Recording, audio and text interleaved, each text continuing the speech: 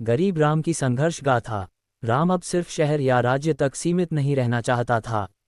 Ram speciality के 50 stall पूरे राज्य में खूब नाम कमा चुके थे। सोशल मीडिया पर भी लोग इसकी तारीफ कर रहे थे। लोग उसकी चाय के स्वाद के साथ उसके संघर्ष की कहानी से भी जुड़ने लगे थे। अब राम का सपना था, भारत के हर शहर में मेरा ब्रांड हो, हर आदमी मेरी चाय पिए। मगर देश भर में फैलना आसान नहीं था। बड़े बड़े कॉफ़ी चेन, इंटरनेशनल ब्रांड पहले से ही बाजार पर कब्जा किए बैठे थे। राम ने अब अपने बिजनेस को और प्रोफेशनल बनाने के लिए सलाहकारों की टीम बनाई। एमबीए किए हुए युवाओं को नौकरी दी, मार्केटिंग टीम बनाए। उनकी टीम ने विस्तार के लिए 5 बड़े शहरों को चुना, दिल्ली, मुंबई, बेंगलुरु, पुणे और कोलकाता। वहीं श्री अग्रवाल ने और 5 करोड़ का निवेश करने की पेशकश की। राम ने अब फ्रेंचाइजी मॉडल अपनाया। ग्रेटर दैन हर कोई जो ईमानदारी से मेहनत करना चाहता है वो राम स्पेशलिटी का मालिक बन सकता है। हम ट्रेनिंग देंगे, सप्लाई देंगे, ब्रांड देंगे। धीरे धीरे देश भर में उसके स्टॉल खुलने लगे। गांव के सैकड़ों गरीब युवा जो बेरोजगार थे उनकी जिंदगी भी बदलने लगी। अब राम टीवी चैनलों पर इंटरव्यू देने लगा, अखबारों, मैगजीनों में उसकी तस्वीरें छपने लगीं। एक गरीब किसान का बेटा जिसने चाय बेचकर राष्ट्रीय ब्रांड बना दिया। देश भर में लोग उसकी कहानी से प्रेरणा लेने लगे। जहां सफलता मिलती है वहीं जलन भी बढ़ती है। बड़े बड़े कॉफ़ी चेन अब राम के ब्रांड से परेशान होने लगे। कई इंटरनेशनल कंपनियों ने सस्ते ऑफर देकर बाजार में कीमत की जंग शुरू कर दी। ग्रेटर दैन राम के स्टॉल के पास ही बड़े बड़े एयर कंडीशन कैफ़े खुलने लगे।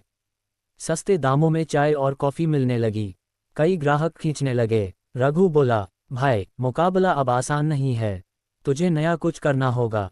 नया नवाचार, भारतीय स्वाद का अनोखा कॉन्सेप्ट।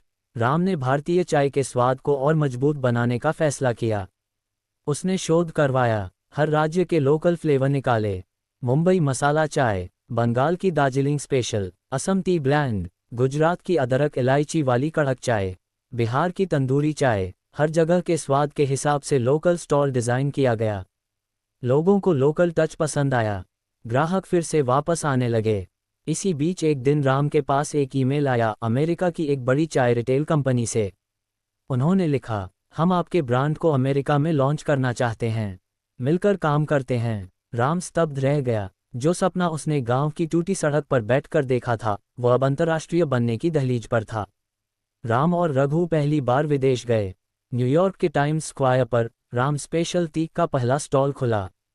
भारतीय मूल के लोग बेहद खुश हुए। न्यूयॉर्क के लोग अदरक तुलसी की चाय पीकर मंत्रमुग्ध हो गए। Greater than Ram speciality from Indian streets to global hearts, ये टैगलाइन अब हर जगह दिखाई देने लगी।